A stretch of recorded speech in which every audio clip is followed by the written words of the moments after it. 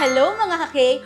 Welcome sa second episode ng ating K-Talks! And for today's episode, may ipapakilala ulit ako sa inyo na magkakaibigan na tsak matutuwa kayo. Let's all welcome the Good Samarites! Come in, welcome! Welcome sa aming set! Salamat sa pagpapaunlak sa aming imbitasyon. So, magtatanong-tanong lang ako sa inyo ng mga ilang katanungan na pwedeng isa-isa rin kayong sumagot sa aming episode ng Pagkakaibigan. And for our first question, paano nga ba nagsimula o nabuo yung pagkakaibigan nyo dito sa K-Cervico? Matagal na kaming friends, especially ni Onang, kasi siya yung second no? Simula ito talaga sa kainan. Like this one, no? Sabay-sabay sa pagkain. Doon na, nag-start na yung magkilala, no? Hanggang naging close friends na, hanggang nagplano na ng mga kung ano-anong events, pero hindi natutuloy. Luckily, meron tayong ganitong K-Talks na. Yung friendship namin, kumantong pa sa magkakakumare. Na anak ko yung anak niya, inaanak ko yung anak niya. Sadly si Karen. Malay Yes! Abay kami lahat sa kasal niya. Kasi syempre yung magkakasama kami talaga dun sa second floor dati. Kaya yun talaga lalong naging super close ang isa't isa. Okay, for our second question naman, anong pagsubok o challenge ang hinarap niyong magkakaibigan dito sa K-Cervico na sa tingin niyo mas nagpatibay pa ng samahan ninyo? Actually, wala. Wala. Ano lang kami, sharing ng problems namin. Sharing lang ng mga personal problems. May problema yung isa, nag-share, bigay kami ng opinions, bigay kami ng advice. Hindi naman siya ganun ka-critical na para mag-away-away pa kami. Kami pag-aaway, pareho kami mahihirap. Pero maganda yung sinabi po ni Ma'am Roma, no? Na nagbibigay ng advice, nagtatawanan kayo kasi sa bagay sa pagkakaibigan kasi, meron kayong kanya-kanyang pinagdadaanan na kung saan magkakasama kayo, dun kayo biglang nagkakausap, nagbibigay ng opinion, ng advices on how to improve each other. One thing din kasi, yung age gap namin, iba-iba. Hindi kami nagka-clash. Hindi kami talaga nagkakaroon pa ng, nasabi mo na, yung major problem na naging hindrance na magkaroon kami ng mga gap. So, wala pa naman. By looking at you all talaga, halata naman talagang close na close kayo sa isa't isa. Okay. Ayun nga, close nga talaga kayo kasi ganyan kayo mag-usap. Okay, for our third and last question. Sa tingin nyo, bakit importante ang pagkakaibigan sa loob ng workplace? Dapat meron kang trust sa mga kasama mo. May trust ka, magagawa mo ng maayos yung work mo. And then, may makakapitan ka in times na kailangan mo sila. Din times naman na hindi mo kaya lahat ng work. Kailangan mo ng connections. Kailangan mo ng friends in your life. Oh, naiiyak siya. Importante yung mga friendship. Pag nabobore ako sa work, pupunta muna ako anong meron. Yung parang pampaalis ng ng stress. Doon kami na bubuo. So parang may break kami minsan, 15 minutes. Chika minute. Kailangan kasi talaga sa office na meron kang friends para kung meron kang problem or meron kang need, meron ka talagang malalapitan. Friends, sila yung nasasabihan mo ng kung ano yung mga everyday na pinagdadaan mo, hindi lang sa sayo, sa personal mo na rin naging part na sila ng mo. So alam nila kung ano yung mga pinagdadaanan mo, nakakakuha ka sa kanila ng mga advices. Yun. So importante yun sa katulad namin katulad kay Mami Ian na mas siya sa amin. So, nakikinggan namin kung ano yung mga advices kapag kailangan namin marinig yun. Kay Ma'am Ogen yan. So, sila yung mas nakakatanda sa amin. Sinabi na nila lahat. Pero basically talaga, yung friendship is, ang need mo yung friends sa office work mo kasi yun yung breather mo like na stress sa work, stress sa deadline, stress sa family, di ba? Yun yung mo na, halika, labas tayo, lunch out. Para doon, nakakapag-release ka kung ano man yung mo. Actually, ang kinaganda sa friendship nyo, habang binabantayan ko kayo is tiwala. Yun yung, yes.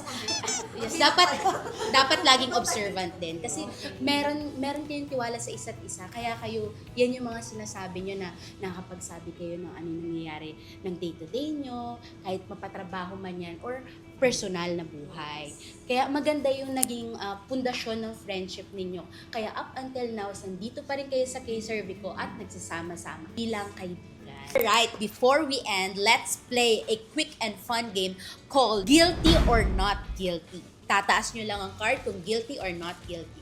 Okay na ba kayo? Okay na! Alright, for our first question, guilty or not guilty, may naka-fling na ka-workmate?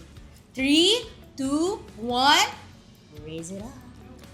Wala naman kaming nabalitaan sa isa't isa. Eh, sino ba ang mga nagkaasawa na dito sa K-Circle? Nagkaasawa dito. Sila. Wow. Siya rin. Siya din. Hindi ako nagkaasawa dito, asawa ko siya. Hindi, before pa asawa ko na yun. Ayun, asawa niya na po. Ako talaga dito ko siya.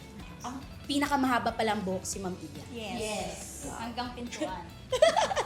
Baka maapakan, Hanggang sa dahan-dahan. isa. Okay, next. Guilty or not guilty? Natatawa kahit hindi nakakatawa yung joke ng katabi. 3, 2, 1, raise it up. Chismosa kasi ako. Ay, yung chismosa sa audit. At least you're being honest. Ay, yung chismosa sa loob ng audit, narinig ko Ikaw hindi kaya tatawa. Not guilty. Huwag yun naman ko siya, sobrang bait kasi ni Ma'am Iya. Kayo naman. Nonchalant yarn.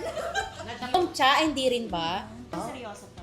Maraming natatakot kay Chacha kasi hindi siya bumibigay. Seryoso to masyado si Chacha. For our third question, guilty or not guilty?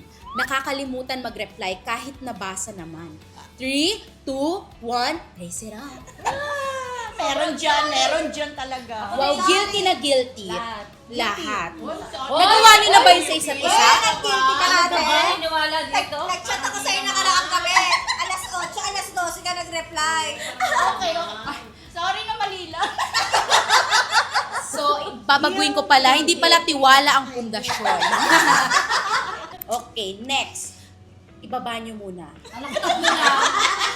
Guilty or not guilty? Sinasabing masarap ang luto ng ka-work? Oh my God. Hindi. Para pampalubag loob.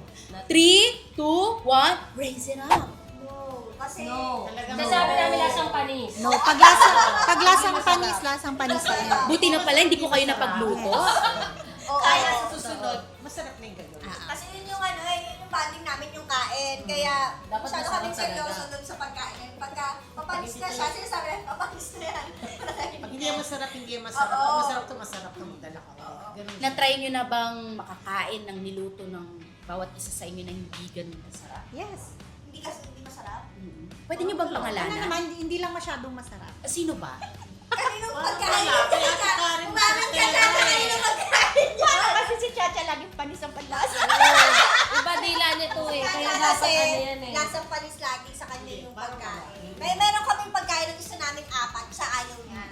Okay. Iba ang taste. Hirap, Yes. hirap i-please yung kanyang taste. But, Siya ba ang tunay na tinatawag na Disney princess? Yes! Yes! yeah. For real, for real. Next question naman. Guilty or not guilty? Nagtitipid raw pero biglang nagsha-shopping. 3, 2, 1, raise it up. Wow!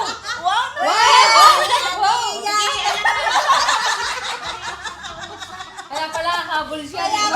Kaya pala siya inuuna na, kahit tayo sa masarap, nag-tune na yung ano na. Kaka-shopping lang kahapon. So, naiintindihan ko na yan ang pundasyon ng friendship. Oo. Shopping. Nice. Shopping and eating. Kasama yun, yung kahit wala ka ng pera, basta pagkain, pera kami. Bago tayo magtapos, sa isa-isa sa inyo ang sasagot.